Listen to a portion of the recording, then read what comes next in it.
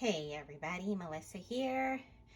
Okay, going to show you guys some soldering. Going to solder this bezel to the ring. It's a lace edged bezel.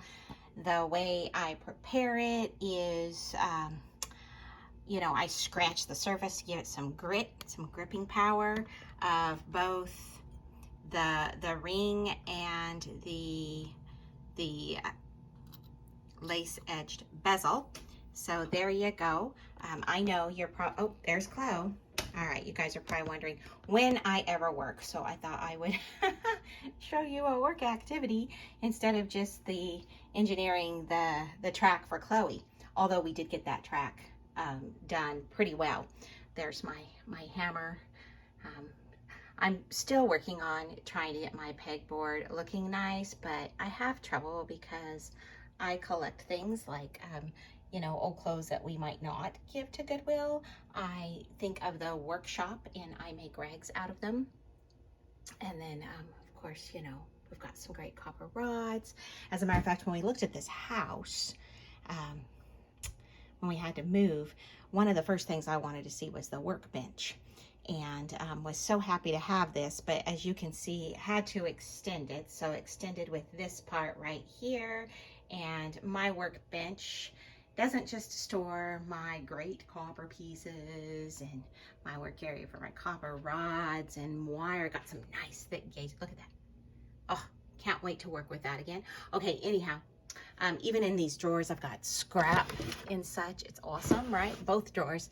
Got that from an antique store on sale when I used to work at the trading post too.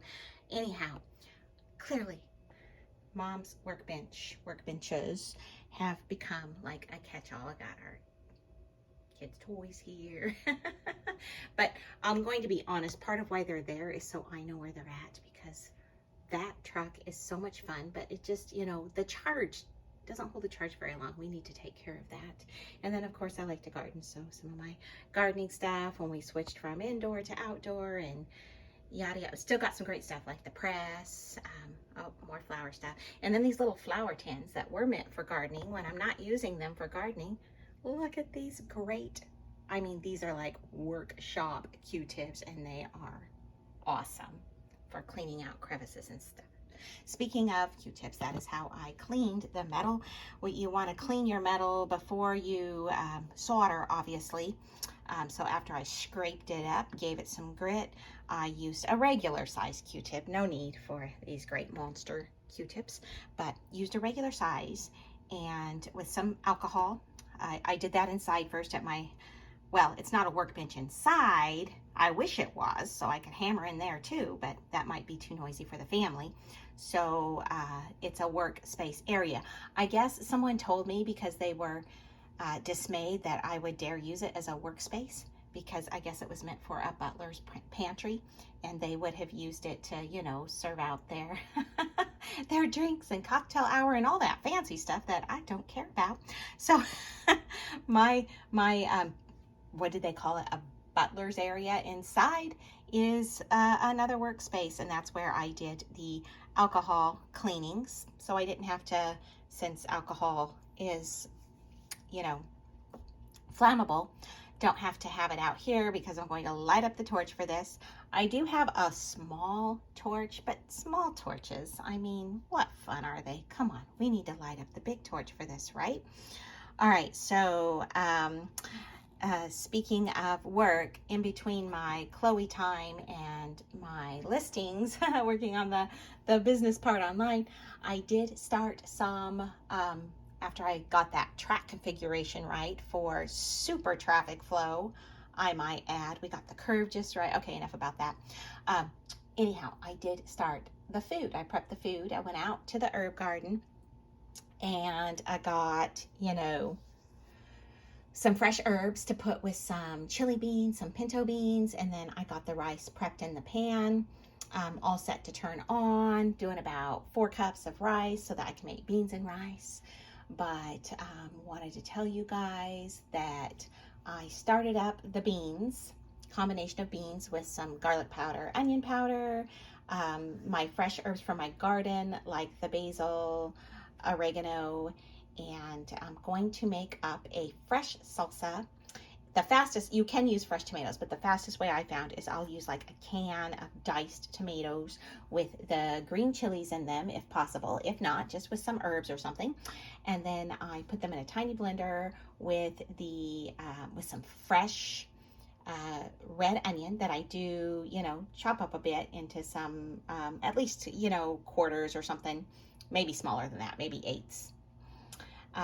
From the bulb of onion, and put that in with like 1 to 2 cloves of garlic, and then some of the fresh cilantro, if you have it on hand, is superb. And I just put that in the blender. Might add a little more fresh onion without blending it, and fresh cilantro, little salt to it. That will go perfectly paired with the beans and rice. And it's also a great vegetarian meal.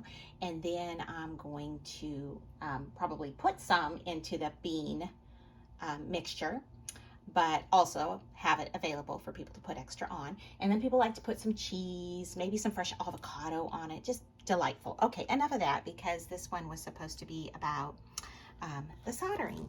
So the others are just bonuses, right? So what I'm going to do first is I'm going to use this solder. So I use a jewelry supply place to get this solder. It does not have flux in it, so it is like a sterling type of solder, and you can really use just about any solder for this, as the base metal on this is brass, and it is an antiqued brass, and it does have a finish that helps it to be non-tarnish. Now, clearly these parts that are going to be stuck together will have been fire heated, so that doesn't matter, but the rest, as I don't do too much heat around the outside, will stay tarnish free. All right, now what I'm going to do is I always use a fresh, actually I'm going to show you how I prep this solder first for the ring, as this is a wire. You can just use the wire. I've done it before, but I like to grab, see, I like to save stuff. One of my daughters did not use this at her camp for, I think it was a bathroom hanger bag, which is perfectly great. And I didn't need one. I have my own, so I couldn't waste it. So I put it in the workshop, but I'm thinking of letting it go. I'm going to use these because I do kind of just like having my tools lined up. I would like this area to be a lot neater, and clearly it's not. So I do know where some of my things are. Like when I have to varnish, I've got my paint can opener, or when we're experimenting, I've got my great mallet there. Oh, my hammer. This is the hammer we're going to use, by the way. We're not going to use this wimpy hammer. Sometimes I like to go to Lowe's and just stare at the hammers, or any hardware store. Some of those hardware stores have some phenomenal ladders. Okay, so what we do is we're just going to cut a piece off. I'm trying to get my, yeah. It's all crazy like. All right, so here's this, and I'm going to, you don't have to use angled or flush cutters. You can basically just cut with whatever you want. But when I use these, because of this gap here, I like to see exactly where I'm cutting. So I'll put them this way, and then I just take off about a piece that size. It doesn't take a whole lot of solder. All right. So am I getting that in the camera? I can't tell. I'm like doing this backwards or something. I don't think it's focused. Anyhow, you get the idea. So a little bitty piece of solder, and you can see how small here. I'm trying to like do my left hand to hold this while it's on the, there you go. So let's see, right there. All right, I'm going to get out my tweezers right here. Okay, so tons of respect for camera people, because especially when you're trying to do something with the other hand. And here, this is a shiny surface. But what I do is I put this on my still block of my large vise. you can hammer it there, but I use this smaller anvil with its steel block because, I don't know, I'm used to using it for sterling silver and things of that nature. So I end up using that a lot when I hammer out, unless I'm hammering out the copper. Then that is quite the process when I'm using copper sheet, because you need more room, and you don't want to, you know, bend the other parts of the copper. Okay, this is not working very well, so I'm trying to get this camera holder to stabilize. All right, there we go. There we go. I think we're in business. Sorry about that, guys. All right, so my awesome hammer, and it's so tiny, you want to be careful because a lot of times your solder will like stick to your hammer here, and if you're not paying attention, you'll be like, oh, where did it go? So always always check your hammer. See, just like that. And honestly, I need my other hammer if I'm actually doing my soldering for my sterling silver hooks, because it's all cleaned, and when you need to clean this better and make it all smooth, I use steel wool, which is how we'll end up cleaning our pieces off, because I don't like to shock them after I solder. I just, you can run them under hot water. You can use your brass brush, but I like to, you know, clean them up with some steel wool. And I do have a tumbler. I have cleaned my pieces and some of my homemade jewelry findings with my tumbler. And still shot, you want to use still shot if you do that.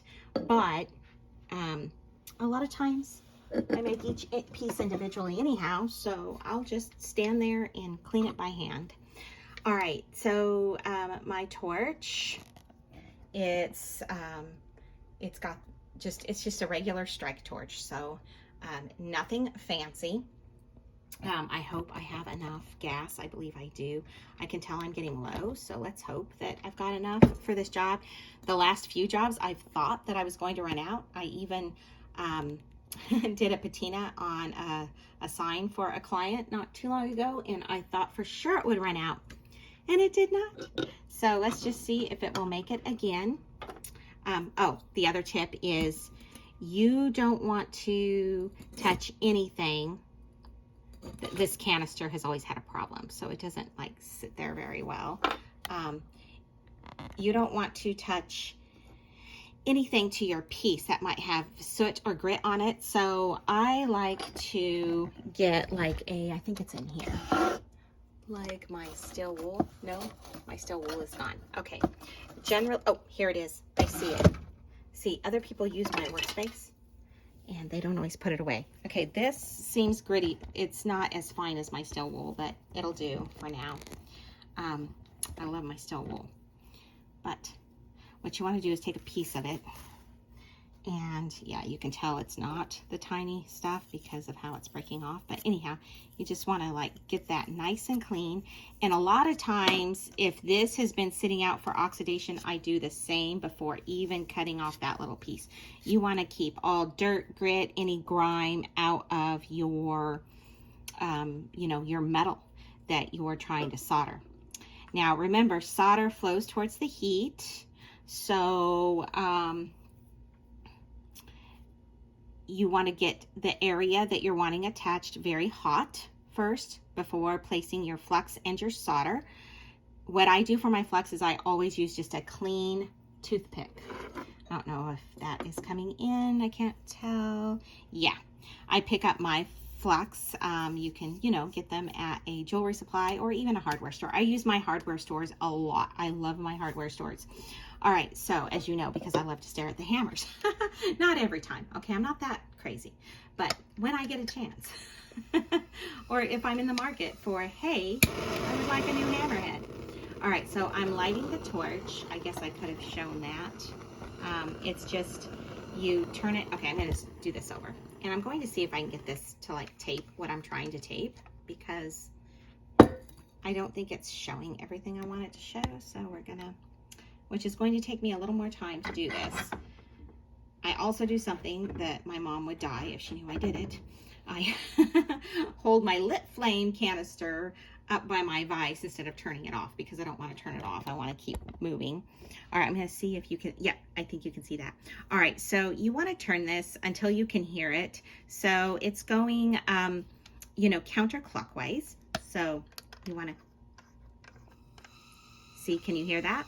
Obviously, you're not going to trigger this by any of your paints or anything flammable. If it's not coming in, if it's not kicking in, you get it up there some more. And when you're playing, you want to get that flame down a little bit. You don't need it too tight, well, about right there. You can tell by the sound and the look of it, but clearly the hottest part of that flame is there at that point, where you can see that darker blue, and that's how I do my sterling silver and even some of my copper head pins, where I will melt that copper down so the molecules start running, and then I'll let it ball up by holding it in there, and then with the copper it gets nice and green, and that's when you know you're getting a good flame. Okay, let's see if this is showing the work. Yeah, I think it is. All right, so we've got going to heat this. I think you can see it. Okay, so you want to be careful about what you just saw happen there, all right? You want to try to keep them on your brick. And the reason those are bouncing around is I probably should have turned this brick over. We have a lot of fire still and gritty on it. All right, so I don't do it like forever. I just get those pieces nice and hot. All right, and then I put my torch down. And you shouldn't do this, all right? I'm just saying, because you're asking for trouble, and I've always known it, all right? So I put it there. Don't do that, all right? Turn your torch off and restart. All right, I'm going to be good and do that, because I feel bad doing this. You know, if I'm out here by myself, this moves a lot quicker, I might say, because I'm taking shortcuts like that. But not shortcuts in the work, just probably in safety. And you shouldn't take shortcuts in safety. It's just a bad idea. But let me move along. Here we have the flux. Going to put the flux there. Not too much flux. Too much flux is going to mess up your work. All right, so the tweezers I cleaned, take the piece with those clean tweezers, put it thus, have two, these are two of my favorite tools that I use for soldering, have a couple there, because you cannot grab that piece with your, and one of these doesn't work well. I need to fix it, but I haven't, and I refuse to get a new one. Don't ask me why. Then I grab it with the with the pliers. These are just some pliers, and you want to line that up, because you only have a short period of time when that solder starts to run to, I'm going to put that back a little bit, just a short period of time to move that around to where you want it. Okay, so we're going back in, and you're going to watch it. And what happens is when that solder starts to flow, it jars the piece just a little bit, and be prepared with your plier to staunch it. When you think it's got set, you're up, you're holding, okay? Just like you do. I'm trying to one-handed turn off my torch, and it's dangerous, so there we go. I think we got that off. Okay, the smell is horrendous. Might want to mask up for it. I hold my breath, honestly, for that. You don't want to necessarily be breathing a bunch of that in, especially if you're doing a few rings a day. All right, so you know that it's set if clearly it's not moving around. And then you want to give it a test. Make sure you got a good set, a good solder set there. You're going to want to flip it up. Take a look. And the worst is when you realize you didn't get it set. It looks fairly centered, but sometimes I have to unset the solder, which stinks, and then I have to reset it.